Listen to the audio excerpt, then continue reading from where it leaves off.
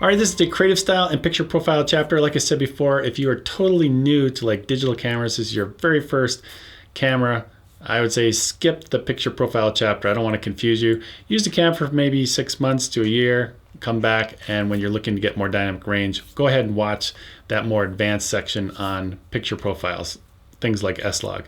So right now I'm filming with the a6500, and very soon I'm going to be switching over to the a7R3. I've added a few different things, and so let's go ahead and actually switch over to that camera now. All right, now I'm filming with the a7R3. Let's go ahead and do a side-by-side comparison. For the most part, you're gonna say, boy, they look really close, which is a good thing, because if you're doing a 2-camera interview shoot with these cameras, you want them to match up. I'm using the exact same lenses before, and across the board, everything I can find, every single setting is exactly the same. So they should look pretty close. You're gonna see some few minor differences. One is in the skin tones, and then also, like in the shirt and the mesh here, you might actually see a little bit more aliasing and more patterns developing on the a6500 versus this one. Since the a6500 is oversampling from a 6K image down to 4K, it's gonna look a little bit more crisp and detailed than the a7R3. Or if you're like me, you're a jack of all trades, meaning you shoot, you go ahead and edit, and then you color grade, you render it out, you build a client. So that kind of means that you're also a master of none, meaning that you're not a master of any one of those type things. And that is definitely true for me when it comes to color grading. I am not a professional colorist. All right, this is a very subjective part of the course. I'm going to definitely give you my recommendations, but for an example, if you see me doing 2 side-by-side comparisons, one at sharpening at default 0, whereas the other one is a -1, and I recommend the 0, and I'll give my reasons, and I'll show my reasons, I'll back them up. But if you like the -1 and you say, oh, I think Dave doesn't know what he's talking about, that's totally fine. I just want you guys to know I am not a professional colorist, and this part of the chapter becomes very subjective. All right, the first thing we're gonna do is look at the creative styles, and we're gonna look at contrast first inside the creative styles, because we have adjustments, like I think 7 adjustments, -3, a +3, and a 0. So right now I'm at a -3, so I got the contrast turned all the way down. You can see I opened the window up, so we can watch for things that start blowing out. For instance, right now the sky is blown out. So we've got that. And then also we've got, take a look at right here, the divider between the speaker right here. As we bring up the contrast, you're gonna see the window clip more, and you're gonna see those blacks get crushed more and lose detail. So looking at the Shogun, all right, if you're not familiar reading a waveform monitor, it's pretty easy. It's a lot easier than reading a histogram, because it's basically an overlay of the actual image. You can see this box is a little bit smaller, but basically like this white, what we have right here, that's the white. You see the gray right here, that's the gray. And the black right here, you can see there's my blown out window. You can see like, right, I think this is my left arm right here on the white shirt. That's why I put that white shirt on, and there's a lot of black over here, like where the speaker is. The spike right here, that's kind of almost like a specular highlight right here on the monitor stand. All right, now we're at a -2 contrast. All right, we're at -1 contrast. I do use this on occasion when I have a very contrasty scene. Now, all the videos prior to this one on the a6500, I shot the contrast at 0 because I was controlling the lights. Obviously, now that we've opened up the window, we're losing detail. In that situation, I might shoot in either SLog, which we'll talk about later, or I would bring down the contrast as low as I can, and then later I can build contrast in the areas of the image that I need to, and saving detail out the window, or not crushing some of the blacks that we have here. All right, now we're at a +1 contrast. I can only think of a few instances where I actually go positive in contrast. The one that really comes to mind is fog. If there's a lot of fog and you need a bit more contrast, like if you look at your histogram and it's all stacked right in the middle and there's nothing on either side, then I'll go ahead and add contrast. It'll make the image look a lot better. All right, this is +2 contrast. +2 contrast. All right, this is +3 contrast. Now, if you're coming from a Panasonic background, let's say you had a GH4 before, when you increase the contrast in that camera, the saturation would stay the same. Now, most NLE programs that have color grading built into them, like DaVinci Resolve, Premiere Pro, I'm not sure about Final Cut, but as you increase contrast in those programs, you also increase saturation. And that's how Sony's done it in this camera. As we are increasing contrast, you can see my skin is getting more saturated. All right, -3 contrast is on the left, +3 contrast on the right, and you can see the differences between the two. So basically we're taking the image on the waveform monitor, we're basically stretching it this way. So the whites are getting whiter and the blacks are getting blacker. We're just adding contrast in this orientation. And then when you look at these two images side by side, you can see that the window at a +3 is a lot more blown out, and the black grill that we hear on the speaker is a lot more crushed, and we're losing detail. So we're losing detail in the shadows and we're losing detail in the highlights. Now in previous courses I used to give the recommendation of always shoot in -3, and then what you can do later is, like in DaVinci Resolve, I'll show how easy it is just bring up the contrast slider and you add contrast back in to where you like it. And then if you need to protect things like the window, for instance, you could get more detail out of the window because you've captured more dynamic range, and you can post-process a little bit more with more options, basically. I've kind of changed my mind on that, especially in a controlled lighting situation. I will just shoot at 0 contrast. Default setting, and then maybe I'll go down to a -1. I don't go down to -3 hardly anymore, and the reason is if I'm going that direction, I might as well just shoot an SLog and get as much dynamic range out of the sensor as I can. And like I said before, we'll be covering that more later. All right, next up we're going to be talking about saturation. I brought the saturation all the way down to a -3, and the contrast from before, I've put it back at default 0 setting. I've got a new chart. This is the X-Rite Passport video. It's around $120, I think. Worth every penny. It's pulled me out of a lot of jams, especially in post, when you have white, gray, and black to white balance too. And when you're in tricky lighting situations. It's great to have this for interviews. Just have the person hold it up under their chin. Fantastic, getting the colors just right, especially on these Sony cameras. So what I'm going to do here, let's just give you a quick tour around this chart.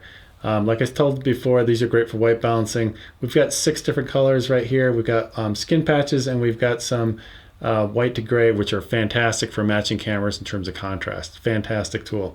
So we've got 6 different colors here, and how those correspond is what this is called a vector scope.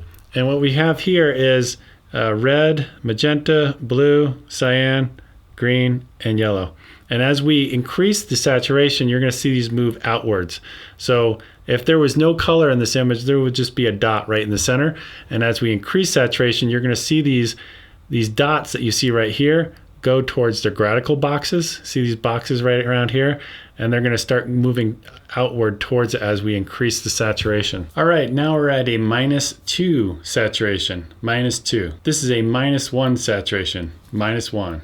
All right, now we're at a 0 default saturation setting. So with the contrast set at 0 and the saturation set at 0, and if you got your white balance right, things should look really good in the skin. It should have just the right amount of saturation or right amount of color intensity. Just so if you're curious, this big white blob that you see here, some of that is actually my skin. All right, now we're at a +1 saturation, +1. All right, now we're at a +2 saturation, +2. All right, now we're at a +3 saturation. And as you can see, my face is looking very orangey. The color is basically too intense. It doesn't look natural. Like I said before, if you're at 0 and your white balance is correct, if your white balance is maybe too warm, you will also kind of get the same type of look. That means your white balance is usually off. But if you've got contrast at 0, saturation at 0, and you got your white balance correct, skin tones should be looking pretty good. And as we can see here, these dots are getting close to the gradical boxes. The fear here is if you shoot this way with the saturation pumped up in the positive territory, which I never do, your skin, the person's skin, for instance, the red channel, is going to clip way before anything else, like in this particular shot. And then you won't be able to get that detail back on the skin. Now, if you're looking for more saturation, the best thing to do is not increase the saturation like we're doing here, is actually to go to a different creative style. The one that comes to mind is Vivid. I use it a lot. As you can see here, I'm using Vivid here in Hawaii, because if you're looking to really saturate the colors, you can just change the creative style and you don't even have to change the saturation, and I think you actually get better results. All right, next up is sharpness. I've got the sharpness turned all the way down to a -3. Saturation's back at its default. Contrast back down to its default. I changed my shirt because it was reflecting off the screen. And what I want to show you here is this Shogun has focus peaking. So I can turn this on or off. So I'm going to basically turn this off. And you see the red areas are the places that have the most contrast, I guess, or micro contrast. And you can kind of see this is where my face is. And as I move it in and out, you can see kind of like my pores.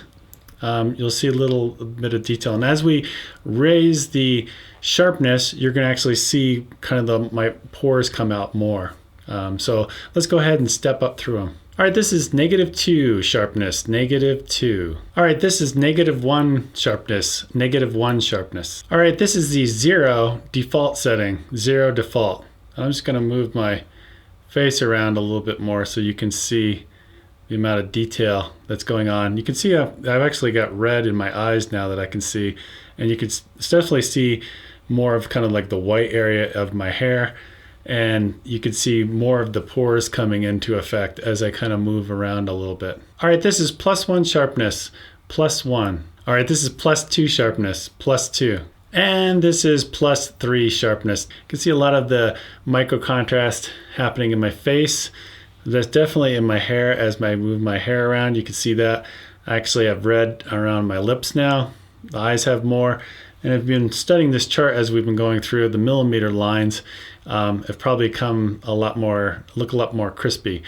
If you're filming a female, I would never go up this high. Even the male, I wouldn't go up this high. I never go above 0. In fact, I usually go down, maybe down -1 if things are looking a little bit too crispy, or maybe you're fighting against some sort of aliasing problem.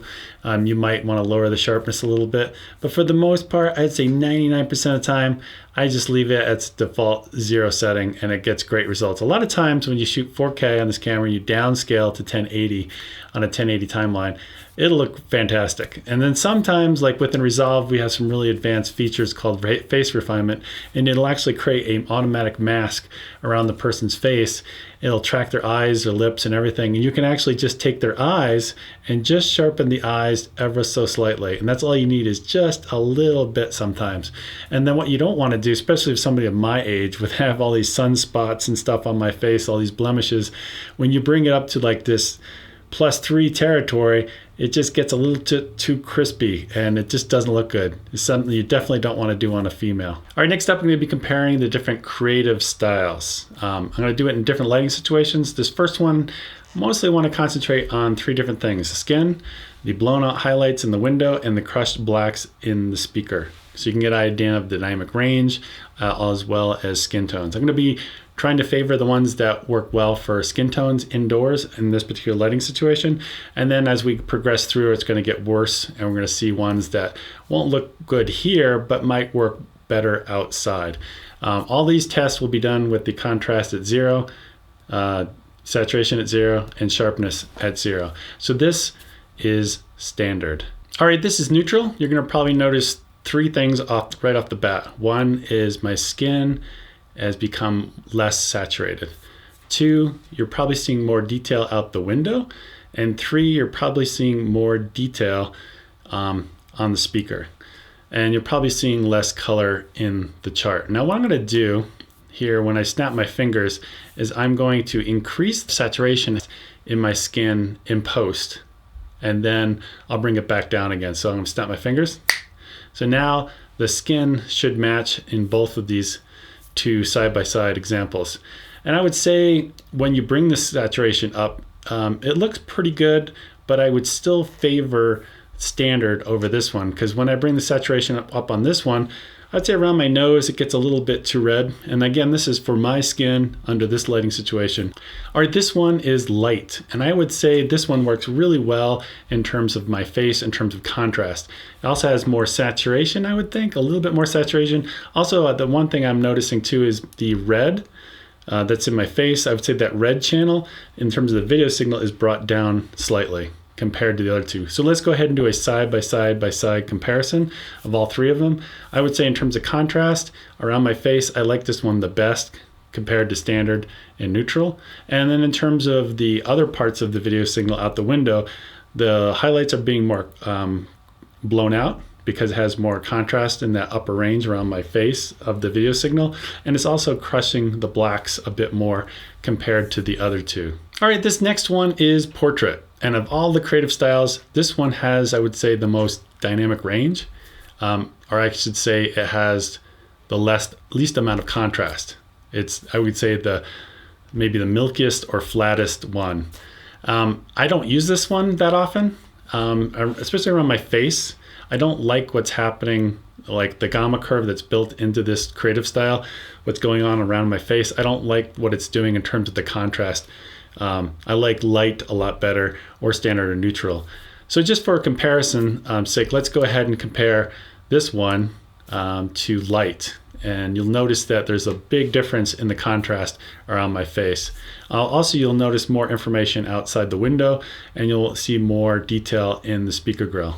In terms of saturation, it seems to have a decent amount of saturation in my face, and it does seem like the red channel in my face is maybe a little bit lower compared to neutral and standard. All right, this next one is night, and I could read the descriptions from the manual. It says, and it probably says something like well suited for shooting at night or something like that. But in terms of here, it actually works pretty well. Let's go ahead and compare night to light, because light is probably used for lighter situations and night is probably used for darker situations. And you can see the difference between the two in terms of my face, what's happening out the window, and also the speaker. All right, this next one is called clear. As you can see, it doesn't look that great in this situation. It has a very stylized look. It's very contrasty. You can see out the window there's not much information. There's not much information in the speaker as well. In my face, the red channel is kind of brought down. It's basically just overall darker. And it's kind of a weird how the saturation works. It's like maybe not very saturated in the darks, not very saturated in the out the window, but it's kind of more saturated in the lower part of the video signal. It's hard to explain what's actually happening here. It's probably this one, all of them is the most stylized look. What I'm going to do here, because it is kind of an interesting look, is I'm actually going to bring down the contrast all the way on this one, and we'll compare it. All right, the contrast all the way down. So you're going to notice two different things. You'll see more information probably out the window and the speaker, but I'll probably lose saturation in my face because as we lower contrast, we are also lowering saturation. So it has kind of a different look. But if you're, of all the picture styles, if you want to have this kind of maybe a certain look to the image, you want to have it baked into the camera, this is one that what I would probably pick out of all the other ones. All right, this one is sunset. A few things you're going to notice right off the bat is very contrasty, especially if you were to compare it to standard. And it's also, in terms of the skin, I would say it's a definite no. When you think about it, it's trying to like use this when you're filming a sunset. And in terms of the yellows, especially the yellows in my skin are being very pronounced in terms of adding extra saturation in the yellows. And it just doesn't look very good. All right, this next one is autumn. And again, I wouldn't use this on skin. This actually works really well on autumn leaves. Surprisingly, not surprisingly, but it has way too much orange. My face is very orange, and that like the whole entire red channel of my face has been brought down in terms of its level. So this doesn't work really well. I know other people have used this one to try to match to Canon cameras. You could definitely try it. I would probably decrease the contrast down to -3. Let's go ahead and try that right now. All right, this is autumn leaves with the contrast turned all the way down. Definitely helps a bit. There's less crushed shadows. I think there's probably less crushed highlights out the window. The skin looks better because when we bring the contrast down, the saturation goes down with it. So it's not as intense in terms of the colors, in terms of the oranges that we were having before. So if you're looking to match to like a Canon camera to get that kind of Canon look, you might start off with autumn leaves with the contrast turned all the way down. All right, moving on, we have vivid, and vivid is very crushed, very contrasty. Exposure on my skin's not right. Yeah, I wouldn't use this. I'd use it just mostly outside. All right, this is landscape, and I would say this is very similar to vivid. Vivid and landscape are the two that I use mostly outside, and again, I wouldn't really use that on skin that much. All right, this next one is deep. I would never use this on skin. It does something really weird with the skin in terms of the contrast. I don't think it's so much the colors. Obviously it's very dark, but around my face, the contrast is just really weird. And it really reminds me of, let's go ahead and do a side-by-side with portrait.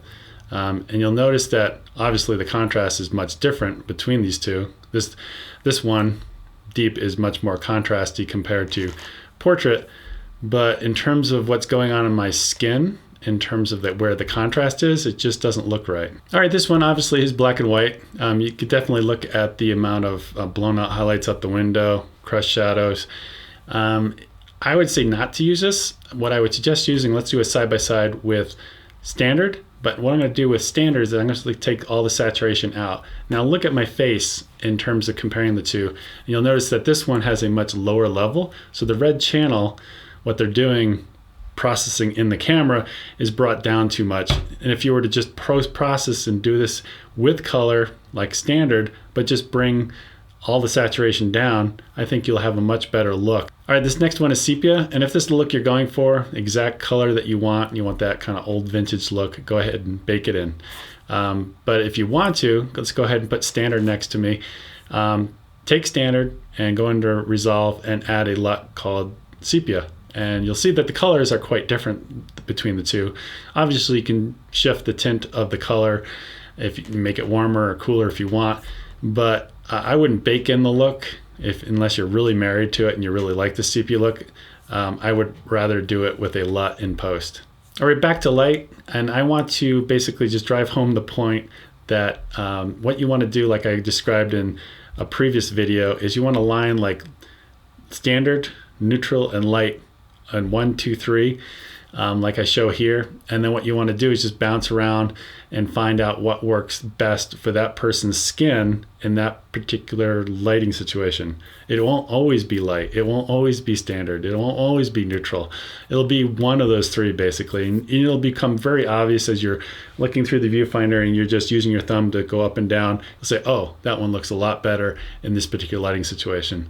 For this one, this particular lighting situation, I think this one works the best in terms of the contrast, saturation on my skin.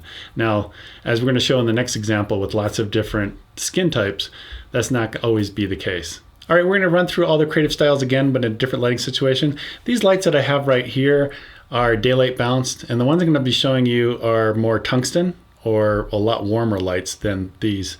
And we'll run through it, and you're going to see how light, what I'm using right now, or even standard, is not the best one for that particular color temperature or that particular lighting situation. So let's go ahead and take a look. All right, I'm starting off with a very wide shot.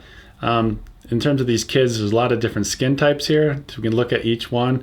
I'm going to keep neutral on the bottom because that's our reference. I think that's the one that works best in this particular lighting situation, and standards on the top. And I'll try to give you some time to go through it. Here's portrait on the top. I'll give you enough time to try to look at almost every face up and down, and you'll see a big difference. Moving on, this one is night. And again, I would say the best one here is definitely neutral as you scan up and down looking at the different skin types. Again, here is light, and where light actually worked really well on that last example in my office, here it just doesn't work as well. You can see it's a lot more blown out. Vivid is adding a lot more saturation, especially in the t-shirts, but doesn't look too well on the skin. There's deep.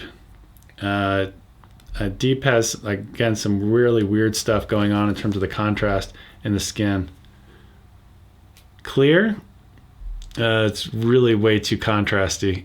Again, if you're going to use this one, I would probably bring the contrast all the way down to -3. Landscape, yeah, it's just way too saturated, too orangey. I mean, it's just built for like green grass and tree leaves and stuff. There's sunset, and this one's even more, I would say, orangey, especially under these type of tungsten lights. Neutral is definitely the way to go. Autumn leaves, again, I wouldn't use this on skin. It's just way too saturated, and it's just doesn't look very good. And the last one I just threw in here is black and white. All right, of the two creative styles that I use most outdoors is vivid and landscape, and I'll usually bounce between those two to get the colors that I'm looking for. There's some subtle differences outside, but it's just one of those things of personal preference. So let's go ahead and take a look at a couple examples. Here is vivid on top and landscape on bottom. You can see the color of the water is slightly different. And this is just before the sun came up. And you can look at the green grass. And then here is after the sun has come up. Same type of framing and everything. And you can see the difference. The color of the water is different.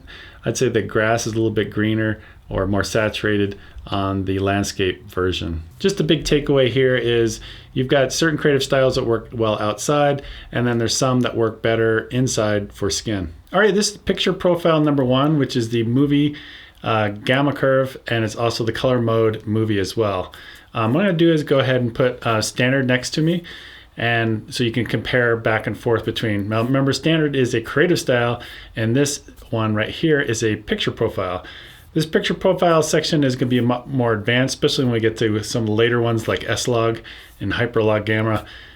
So if you're a brand new beginner, you might want to go ahead and just skip this section and stay with the creative styles. But we'll notice here, compared to standard, is the highlights out the window are pretty much the same, but everything else, like the blacks, have become more crushed, and my skin is a bit darker as well. All right, this is PP2. This is the still gamma curve and the still color mode. And what you'll notice is it doesn't work very well for my skin anyway. The highlights at the window are somewhat similar, but definitely the blacks have become a lot more crushed, as you can see in the speaker right here. It's a lot different than compared to standard, which has a lot more information in the shadows. All right, this is PP3, and we're gonna compare it to standard. PP3 has ITU 709, and the color mode is Pro. Now these first 3 that we've shown don't require any grading. They're just basically, if that's the look you're going for, then just put it in there and then put it on your timeline, and away you go. You don't need any grading. I would say this one's a lot better than the first PP1 or PP2. I like the contrast a lot better. The color's a lot better. Out the window, when we compare it to standard, it's very similar, and also the shadows are pretty similar to standard as well.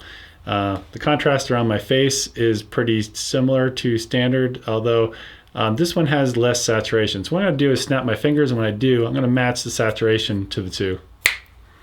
And as you can see, the difference between my skin tones now to standard, I like standard a little bit better in terms of the skin tones for my face. All right, this is PP number 4. Just like the last one in terms of the gamma curve, but in terms of the color mode, we've changed it to ITU 709 matrix. And I don't like what it does to at least my skin anyway. It turns it a little bit too, I'd say, magenta. So it's going away from red and more towards magenta is what I'm thinking, or what I'm seeing here. It just doesn't work very well for my skin. It might work better for other people's skin, but this is one I never use. All right, this is picture profile number 5. So this is Cine 1 gamma curve and the Cinema color mode. This one I would think does need a little bit post-processing. It's not a log curve, but you definitely, I think, need to work on this one, because it doesn't look like. You're going to need a little bit more saturation, and the colors are going to definitely be different because we're in a very different color mode, cinema. Like the colors of my shirt are a bit more muted. I would say the highlights out the window are pretty similar. I'd say the shadows are a little bit different. I'd say Cine 1, in terms of its shadows, are a little bit more lifted compared to the standard creative style. Okay, we're still on picture profile number 5, but I brought the exposure down to where Sony recommends that you expose Cine 1, which I personally wouldn't recommend exposing it this way, and I'm going to show you why here in a second. So basically, this is middle gray, 18% gray, and I got this at a 33 IRE. And let me just show you a number of what you see in the manual. The HG stands for hyper gamma. The next number I think is 460. That's 460% more dynamic range. And then the 9 indicates that we're going into the super whites, 109 IRE that it can record to. And then the G stands for, I believe, gray. And then the 33 is where you're supposed to put gray, 33 IRE. So I brought the level all the way down. And you can see out the window, we've got a lot more detail out the window, which is great and all, but my face doesn't look very good. So what I do now is when I snap my fingers, I brought up the level and the saturation and just kind of roughly match it. I just spent a ton of time doing this compared to standard. And as you can see, this one right here, when I blow it up 200%, my vest is a lot noisier. I mean, a ton noisier. So I personally wouldn't recommend exposing it this way, the way Sony calls out in the manual, because you're going to get a lot of noise in the shadows. All right, this is Cine 2. And basically all I've done here is stayed on picture profile number 5, but I've gone into the menu, changed it from Cine 1 to Cine 2. So the gamma curves are different, but the color mode is still cinema. The biggest difference here out of all 1 through 4 Cines is this one only records up to 100 IRE. It doesn't go to 109 IRE like Cine 1, Cine 3, and Cine 4. So Cine 2, I guess if you're a broadcast guy, and I'm not a broadcast guy, if you wanted something to go direct to air and you like this particular look, which I don't really like because it's a bit too desaturated for me personally, but if you like this, this is one you would send to your producer or TV station because it only goes to 100 IRE. Because I believe it goes over that, again, I'm not a TV guy, but I think it becomes illegal and it might not work for the broadcast, and somebody's going to have to do some post-processing before they can be put up to air. All right, this is Cine 3. I never use this one. I don't like what it does to my contrast in my face. So to be honest, I have never used Cine 3 at all. All right, this is Cine 4 and we're comparing it to standard. Let's go ahead and compare it to Cine 1.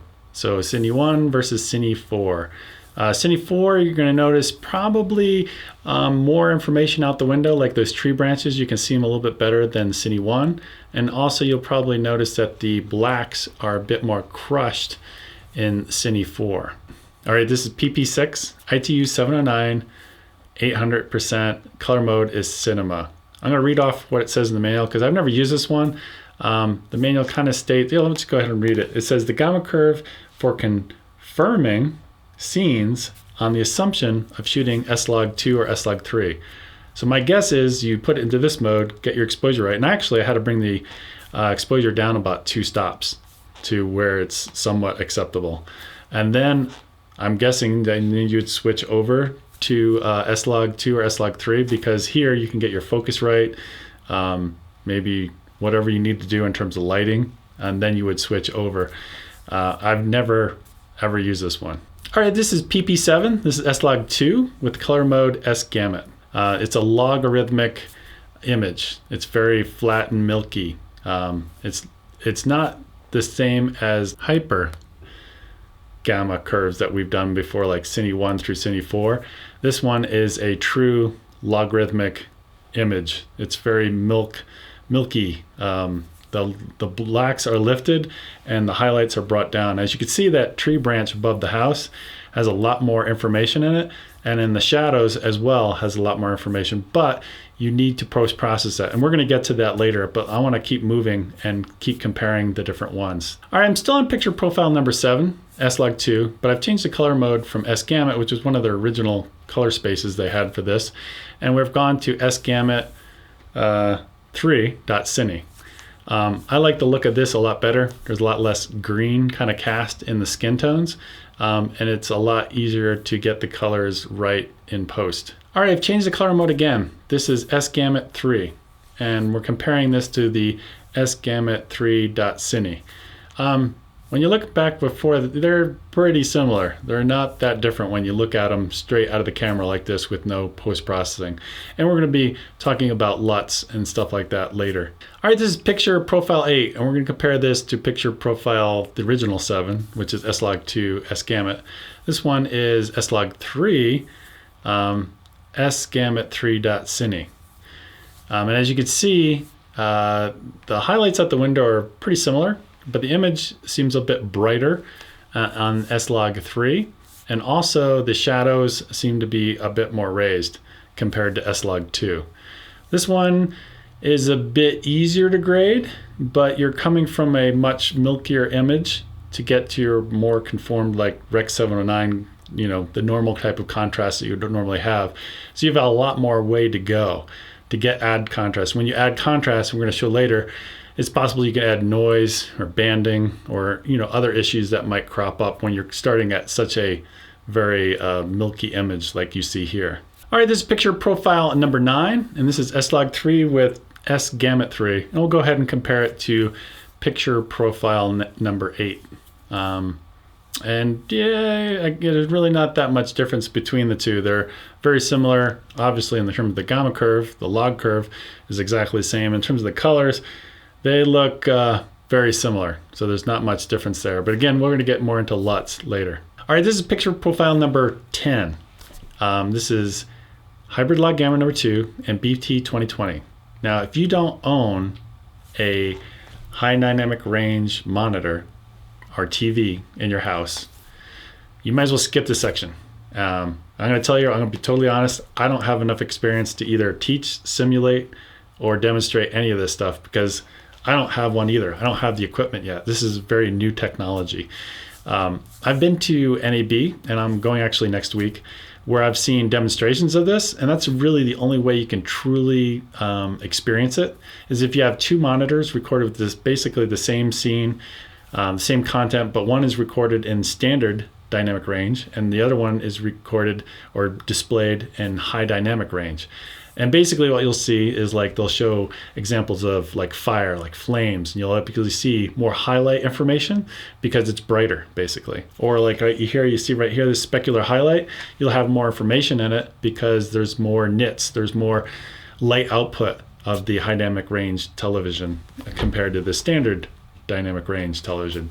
And that's really the only way you can truly experience it, is that kind of side-by-side comparison, which is really kind of a fun thing to do. And it looks really cool and it's great, but unfortunately I can't demonstrate it or even simulate it for you because I have no experience with this at all. What I'm going to do for you is I'm going to put a link down below to Alistair Chapman's kind of introduction to HLG, hybrid log gamma.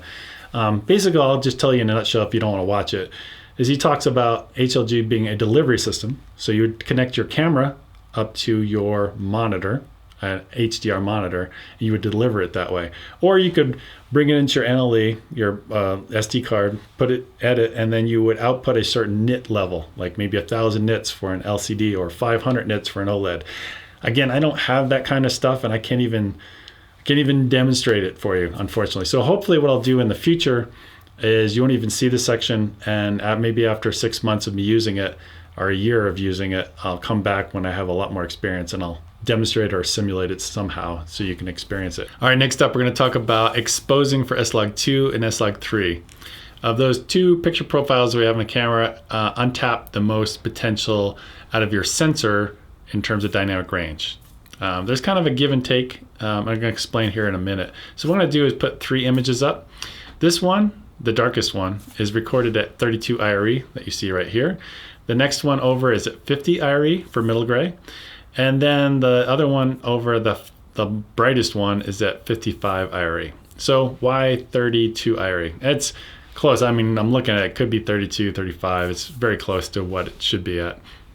Sony, with their very expensive cameras, like the ones that they shoot in Hollywood that can shoot RAW, ProRes, 10-bit, all that stuff, the ones that cost maybe 10, 20 times greater than this camera that we're talking about, those cameras there's a white paper for like SLog 2, talks about where to expose middle gray. And they tell you, or they give you guidance or recommendations to expose it around 32 IRE. I can tell you with this camera, this is not the way to expose it.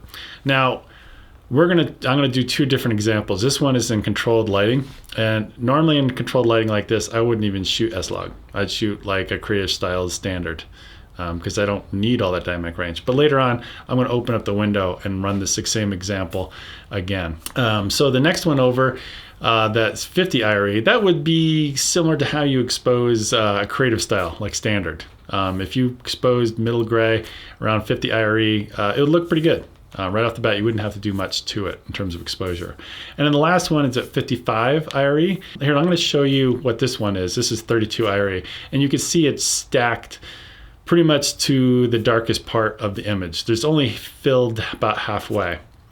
So take the histogram, think of it this way, turn it around maybe this way, and think of it as a bucket of water. You want to fill the bucket with as much water or data for the XAVC-S codec as possible.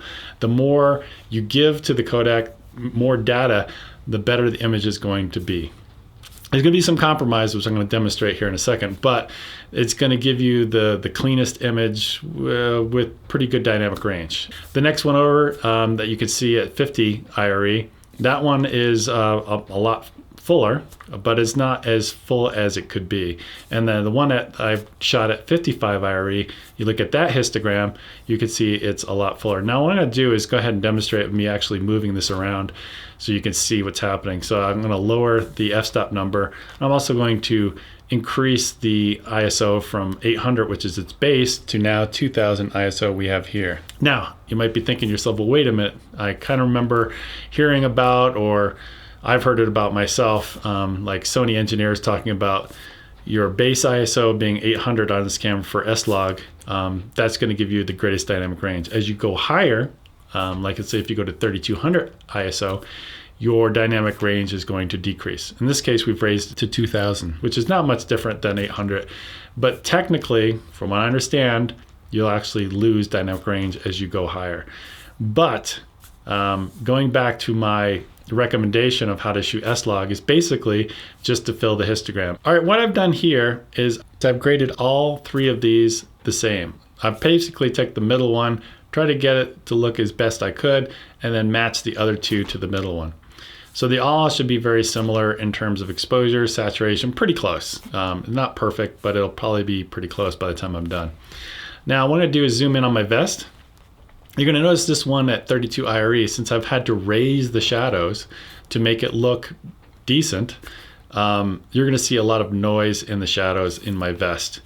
You're also gonna probably notice that maybe the colors of the shadows don't look correct. They've kind of twisted a little bit. They've gone maybe magenta. They don't look like a nice clean black. They maybe look more like a dirty magenta, I guess you could say. And also, if you go into my face, I haven't looked at it yet, but it's possible that you're going to be seeing noise in my face too, because I've tried to raise that level up. So basically, we've taken that bucket of water. Remember, at 32 IRE, it's only half full, and we've tried to basically stretch that out to make it a full bucket, but we didn't have enough data information. We only had half the bucket, and we're trying to raise it all the way up. In that case, that's where we're going to, this 8-bit codec is not sufficient enough. It's not a ProRes codec, it's not 10-bit, but when you stretch it out basically like that, you're going to get a lot of noise in the shadows, like maybe even in my face. So when you're shooting in a log picture profile in this camera, there's kind of this compromise between like wanting to get all the highlight information that you can, and when you try to do that, you bring down the exposure so much, but then later in post you bring up the shadows because they don't look right, then you're going to get noise. It's just kind of like this compromise that you need to work on. So basically, in a nutshell, when you're exposing SLog, it's usually you're going to be overexposing by about 1.7 to 2 stops over to basically fill the histogram. And as you can see here, the one that we've shot at 55 IRE, that one is filling the histogram the most in this lighting situation. Now this is a controlled lighting situation. Like I said before, I'd never use SLog here because I'm controlling the lights.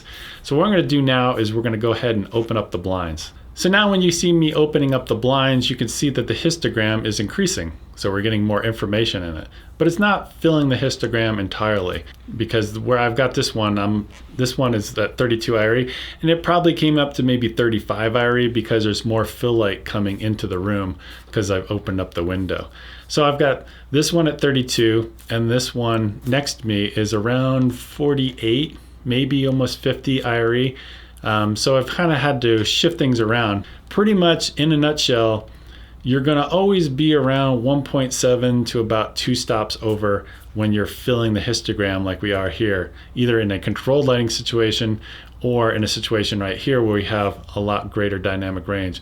And there's more dynamic range in this scene than this camera can actually handle. And that window, like I think I've talked about before, is actually tinted. All right, next up we're gonna grade SLog footage and match it to standard. So let's go ahead and get started. So this is the before, and so this is SLog2 sgamut3.cine, and this is standard.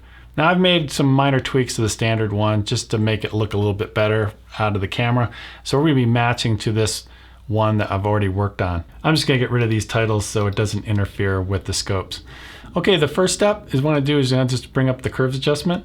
So the whites are very similar to that, and I'm just gonna bring the blacks down to about right here. And already we've made quite a bit of difference. We've added a lot of contrast. The color's not right, but we're getting closer. So the next step is what I do is I'll take the contrast slider, now increase the contrast, and I'm looking at I'm gonna do this kind of by eye at first.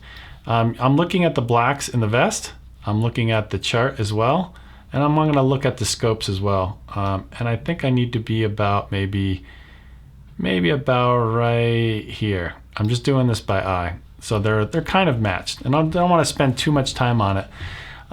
So the next step I'm gonna have to do is I'm gonna have to basically go back and relax.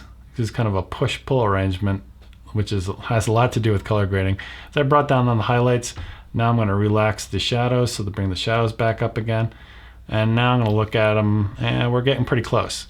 So the next thing I wanna work on is color. You're gonna see my forehead right here, and my forehead right here. You can see this red right here and the red right here. So I'm gonna do is add saturation next. So I'm gonna go to the vector scope, and then the vector scope is just color intensity, and as it pushes out, you're gonna see a bunch of different dots. Now, right off the bat, I wanna talk about this one was shot in a very linear color space or color mode. This one was shot in S-Gamut3.Cine, which captures more color information. But you're gonna see that these dots on the chart are not going to line up when I increase the saturation. So watch, you can see that they're not lining up. The reason is because these colors that are for S-Gamut3.Cine are designed to be used with a LUT. But I'm gonna demonstrate this later is you can actually shoot SLog 2 with a color space of like still or movie, which will match this one, these colors quite easily, and all these dots will line up. But since we're in here, I'm just gonna go ahead and demonstrate this really quickly. I'm gonna bring up the saturation like I have to maybe about, I don't know, maybe about right here. And then we're gonna go back to the waveform.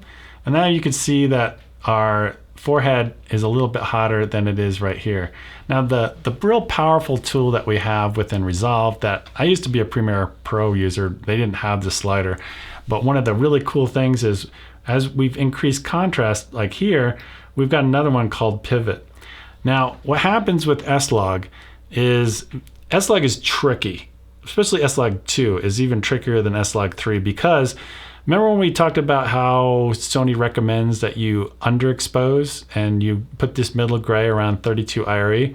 I believe the reason is they don't want your face to be up in the area of the gamma curve for SLog 2 where it's constantly changing rapidly. They want it to be down in the lower part where it's not changing because they're trying to save as much highlight information.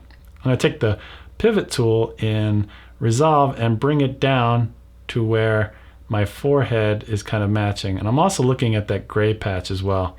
I'm trying to get the contrast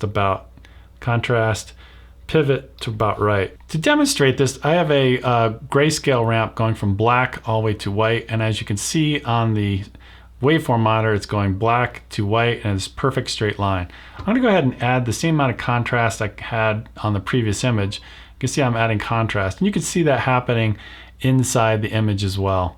The beauty of having this pivot slider is, remember the SLog 2, which is very tricky, around the skin tones, the gamma curve is constantly changing, so it's really hard to pin it down in post-processing. But with this pivot tool, you can make these very fine-tuned adjustments, which makes it really easy to get the contrast where you need it to be. All right, so I'm not gonna be able to get these totally perfect, but I gotta say if I go full screen on this, I'm gonna say these are pretty close to each other for the minimal amount of work that I just did. So just to review, step 1, we expanded out the video signal using the curves adjustment. Step 2 is we increased the contrast. Step 3 is we use the pivot tool to get the contrast where we want it to sit properly. And the last one basically was increasing the saturation to get the two to match. All right, as you can see, I've zoomed out from the image that we were working on before, and I've included the window for each. Remember we matched SLog to standard. You can see the SLog window outside the window has a little bit more detail information than standard does, which totally makes sense.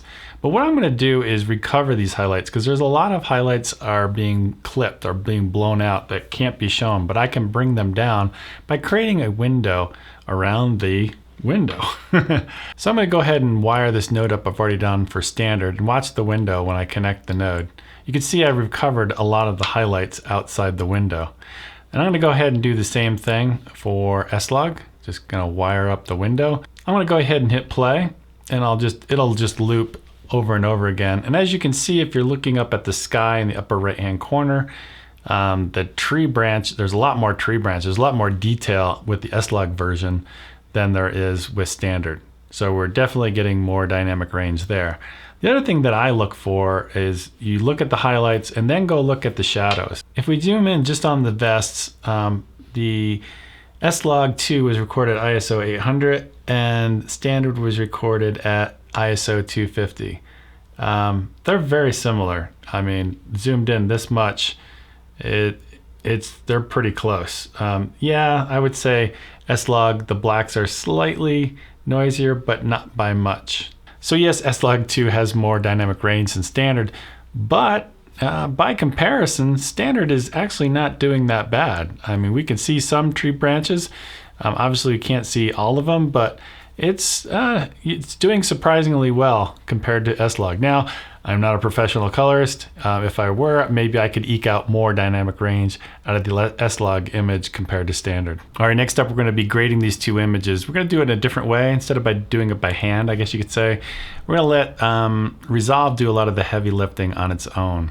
This is SLog 2 recorded in the movie color mode. This is SLog 2 recorded in the still color mode. And I want to kind of see the differences between the two when we go ahead and apply this color space transform.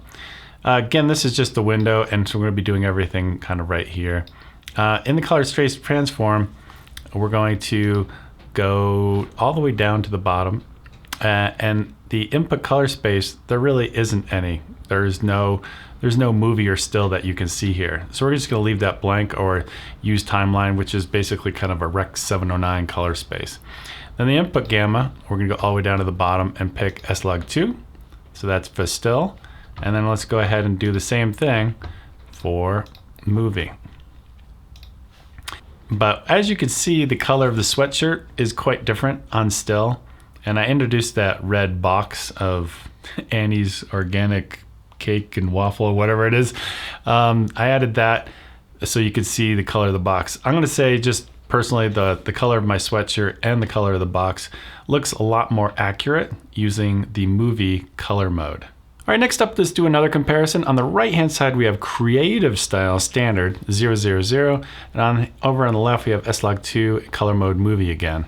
So let's go ahead and put the gamma for SLog 2 in, and as you can see, they match quite well. The color of the sweatshirt's pretty close, the color of the box, color of my skin. So everything is matching up quite well, and I would say of these are probably the two most accurate in terms of colors. On the creative style, standard is the most accurate, I believe, and movie on the picture profile in terms of its colors are the most accurate as well. All right, in our next comparison, we have SLog 2 movie, which we've already transformed. And this is new, this is SLog 2 S gamut, so let's give that a shot. In input color space, we're gonna go ahead and pick S gamut. And then we're gonna go down to the input gamma, however you wanna pronounce it, pick SLog 2. You can see they match pretty well in terms of levels, but in terms of colors, there's a bit of a difference. You got my color, my sweatshirt. I would say that movie is more accurate, but if this is the color that you want, that's the end result is what you're looking for, then I would use S gamut. Skin tones are pretty close, although I personally prefer the movie color mode better. The color of the box, I would say, looks more accurate in the movie mode. So again, this color space transform tool is a mathematical equation, and it's not actually a lookup table or a LUT. All right, our next comparison on the left, we still have the same reference as SLog 2 movie. And on the right, we have SLog 2 S gamut 3.cine. So let's go ahead and transform the one on the right. So I'll go ahead and pick the color mode S gamut 3.cine. you can see it changed, and then I'll go ahead and pick SLog 2, and we can see the comparison between the two. And I would say, personally, I like the skin tones much better on movie than sgamut3.cine transformed. The color of the box is also wrong. My sweatshirt's a bit different as well. In our next comparison, we have SLog 2, sgamut3 on the right-hand side, so let's go ahead and transform that one. So I'll pick sgamut3. You can see the colors changed, and I'll go ahead and pick SLog 2. And again, I'm going to say that the colors aren't as good as they are in movie. I'd say the winner here, and there's nothing in the manual said that you cannot use like the number sgamut3 or sgamut3 cine with SLog 2. But I would say the one that has the best results is the regular SLog 2 sgamut, the kind of that default picture profile. I would stick with that one. That seemed to have the most accurate skin tones over the other color modes like sgamut3 and sgamut3.cine for SLog 2. All right, next up we have SLog 3 movie, which I've already transformed, and we have SLog 3 sgamut. And as you can see there, this one has not been transformed, so let's go ahead and do that one now. So we're gonna go ahead and pick sgamut, which you can see has that kind of green tint to it, and watch when I transform it now. It fixes that kind of green, and then we go pick the SLog 3. You can see that now they're matching a lot better, but again, the color of the sweatshirt, I'd say the skin doesn't look as good as movie does with SLog 3. So I would say the winner here is SLog 3 movie. All right, and then this next comparison, we got SLog 3 sgamut3 cine. So let's go ahead and do that one real quick. Boom, and boom. And as you can see, again, my skin tones for me is going a little bit too magenta or pinkish, where I think this one looks more realistic. This one is lacking any sort of maybe yellows, where this one has more yellows, where this one has none, and it's just going the wrong direction for me. And as you can see, I mean, look at the color of the box. You can see what's happening there. All right, in this last one, we have sgamut3 and SLog 3. So let's see what that looks like. And again, it's just where the skin is going, the color of the box, the sweatshirt. I favor movie over the sgamut. So why shoot in any of these sgamuts? Why not just shoot movie all day long? That's a really good question. And it's a hard one for me to answer because in most situations like this scene that we have here, I think movie's gonna win out every day of the week.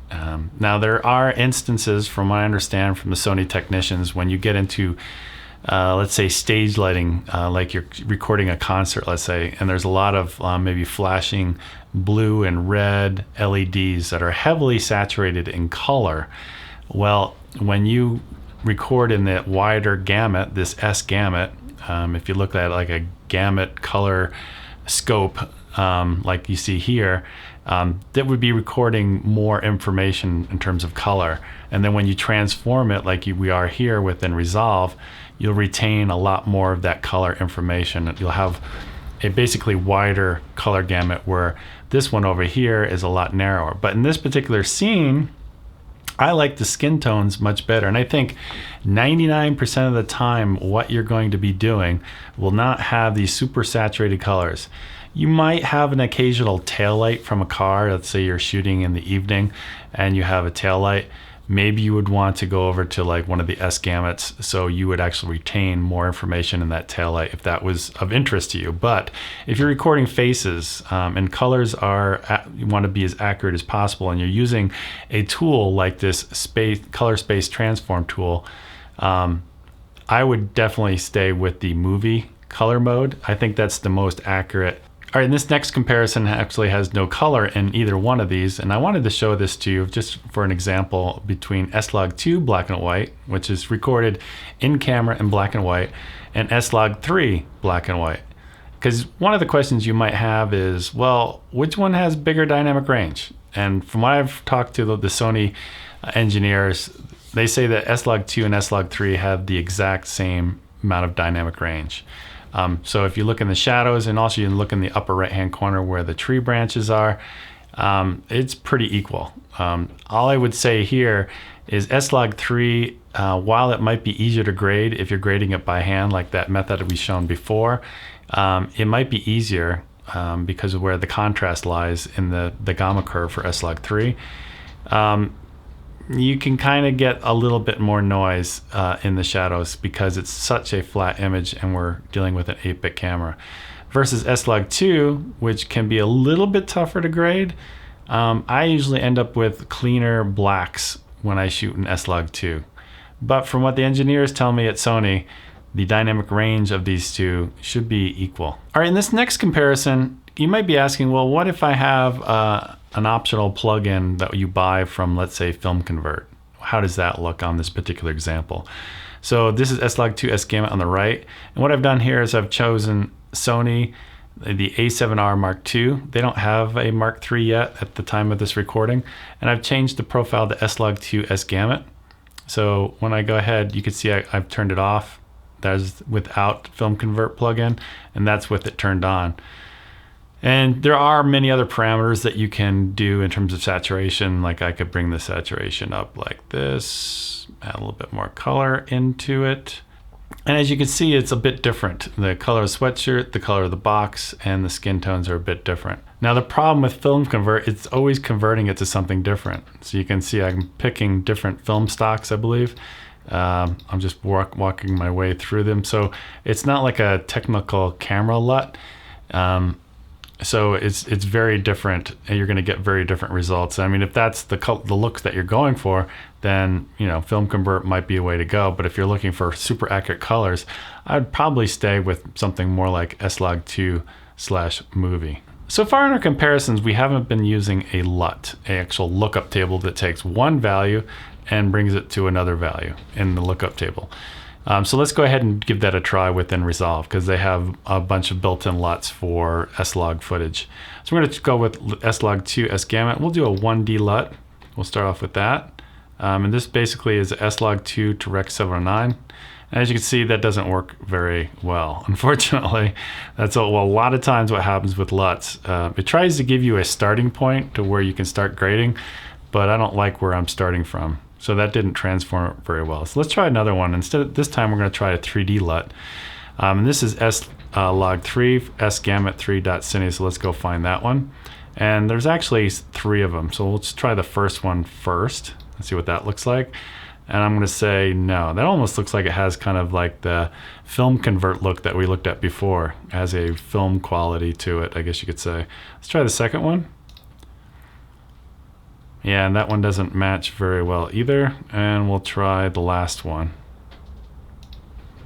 And as you can see, they don't match as well either. So there's a lot of ways to skin the cat when it comes to SLog footage. I'm going to show you my favorite way of the 3 that we've shown before. There's even more ways to do it than what I've just shown, but let's go ahead and walk through them again really quickly on this image.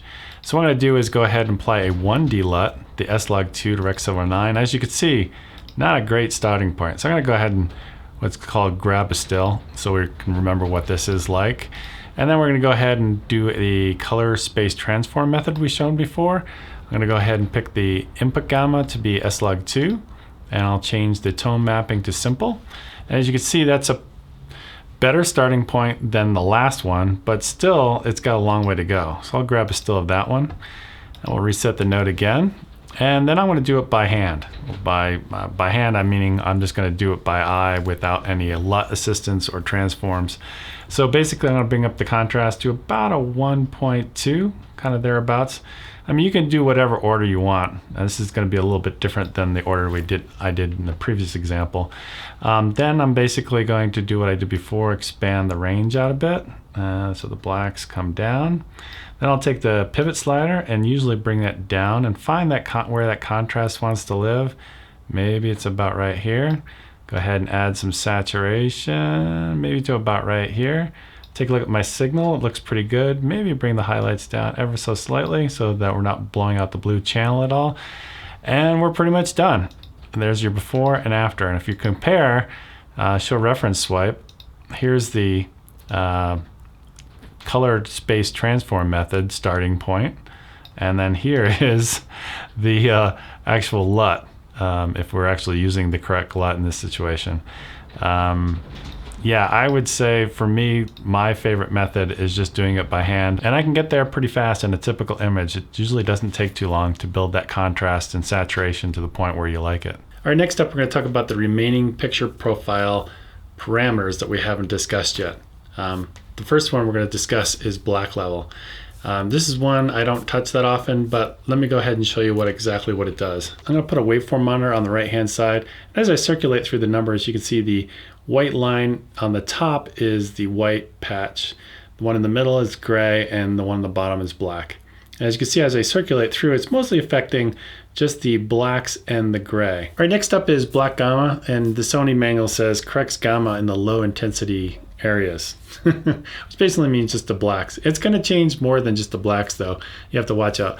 I can only think of maybe once or twice of ever using this, and it's matching up two different Sony cameras that might be using the same picture profile, but maybe the blacks aren't quite the same. So you could take one of the two Sony cameras and get the blacks to be exactly where you want it to be in camera without having to do it in post. So let's go ahead and take a look. So I'm going to go from black level down to black gamma. We're going to take the range, keep it on middle, and then we'll go ahead and adjust the level and go ahead and watch what happens. As you can see, the whites are staying the same, the grays pretty much staying the same, but the blacks are changing. So you can get that fine-tuned to match another camera. Set it to wide, and just if you think it's going to be a bit wider, but really it kind of affects the gray areas more than it affects the blacks. So this one I would never use. I'd never use wide. And let's go ahead and change it from wide to narrow. And narrow is going to act very similar to the first one. And watch the blacks. See, it's only the blacks that are moving. And so this is where you would go in and you would adjust it so both cameras reads exactly the same. All right, next up is saturation. I only change this for SLog 2 and SLog 3.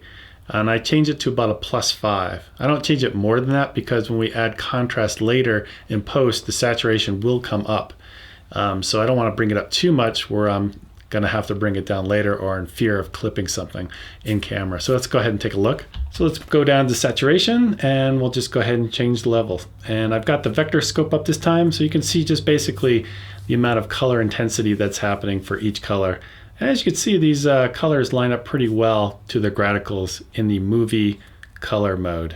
All right, next up is the color phase. They should just call it like hue, because basically we're going to be shifting the overall hue of the image. I never use it. I wouldn't touch this one because you're really gonna put yourself into a world of hurt trying to correct for this later if you have changed this. So let's go ahead and take a look. And as you can see, as I start moving around the color phase number, the colors just basically rotate throughout the vector scope. All right, next up is color depth. Think of it as the brightness of each individual color. I do use this on occasion, so let's go ahead and take a look. So go to color depth. I'm going to go to the blue channel first. Watch the blue patch, and also on the waveform, watch the blue. As you can see, it's going down, and then it goes back up again. Down and up, down and up. So basically I could take the brightness of the sky, bring it down, and add a little bit more definition to the clouds if I needed to. Let's go to the red channel. Let's say if somebody's skin was maybe not dark enough in terms of the reds, you could bring the brightness of the reds down. This is where you would adjust it. All right, next one is knee. I would say don't change it. And the main reason is if you go in and you're trying to change the knee of the brightest part of this video signal, and maybe you're getting more definition out of the clouds and you're like, oh, that's where I like it. And you're playing around with the slope and you're getting it just dialed in the way you want it. It's going to come back to haunt you because it's done it to me, because you'll forget that you've set it, and then next time you're out shooting, the clouds might be different, the exposure might be different, and the clouds look really bad. So let's go ahead and take a look at what it does. So there's the point and the slope, and I'm going to go ahead and change the point. And what you've got here is a waveform monitor, so you can see what's happening to the video signal. And you can see it on the left-hand side as well as I cursor through the different IRE numbers. And again, I just would stay away from this one. So here's changing the point with a -5 slope, and you can see what's happening to the video signal. It really clamps down on it. You got to be really gentle with this, or you're going to run into problems. All right, next up is detail. Think of detail as like sharpness on steroids. You can have a lot of parameters you can play with. I would say we have too many parameters to play with.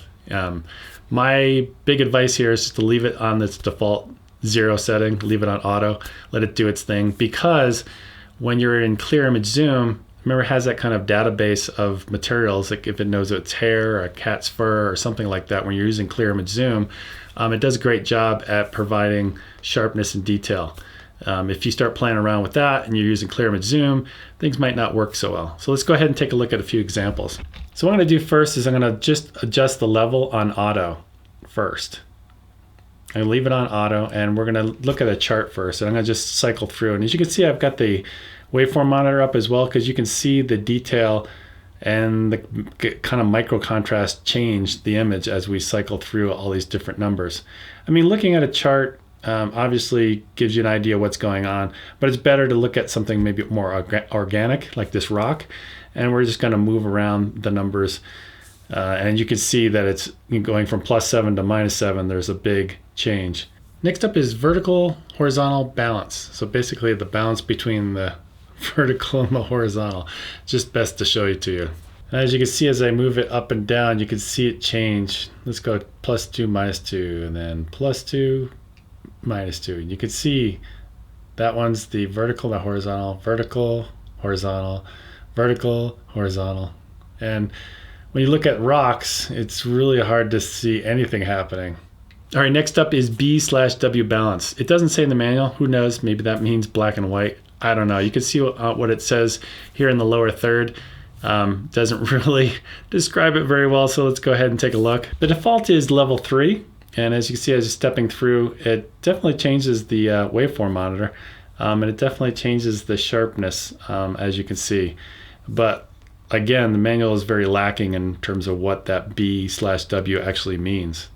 And we'll look at the rocks so you can see what's happening there as well. All right, next one is limit, and it basically limits the detail. And for this example, I have the detail set to 7, and I'm going to run through it. I've tried it at 0, I've tried it at 7.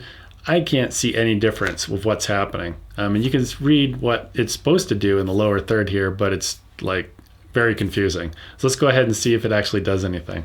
And as you can see, I'm cursoring through here, and you can see that the waveform monitor is changing, but I can't really see anything changing in the image, at least on this chart. It's very hard to see anything changing at all. So let's go ahead and take a look at something organic. Yeah, I can't tell the difference. I don't know what it's doing. All right, next one is crispning. If that's correct. I think they're leaving out an E just to save room for the text. But basically, this one, as you're going to watch, it's kind of like, remember the vertical and horizontal one as it was changing? It's kind of like vertical and horizontal are happening at the exact same time. So let's go ahead and take a look. And as you can see, as I cursor around, you can kind of have that same effect where it has a vertical and horizontal sharpening both at the same exact time. So there's something going on. Again, the manual doesn't describe this very well. I'll go ahead and look at the rock. And sure enough, you can see that there's more detail happening as I cursor through. But again, I'm not exactly sure what it's doing. All right, next one is highlight detail. It says sets the detail level of the high intensity areas, whatever that means. It's another one of these that I'm like, is it really doing anything? Let's go ahead and take a look. As you can see, I'm cursoring through. I can't even see the waveform changing here. So maybe I've got something set up wrong. I've tried this with the detail level at 7, at 0, a lot of different levels. Here we're zooming in, I still can't see any difference. I was kind of expecting to see the highlights in the rock change, but I couldn't see anything happening. And the last two parameters is copy. So you could take like picture profile number 1, like what I'm going to do here is copy it over to picture profile 2, just hit enter. That might be something that you need to do.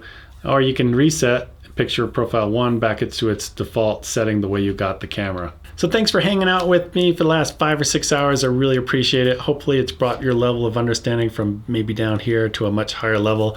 So if you've got, let's say, a wedding or corporate video or an interview coming up, you should have a good idea of, in white balance, autofocus, things to try, maybe things not to try with this camera. So thanks for hanging out with me. I really appreciate it. And this is a fantastic camera. I hope you guys really enjoy it. I'll talk to you guys later. Bye.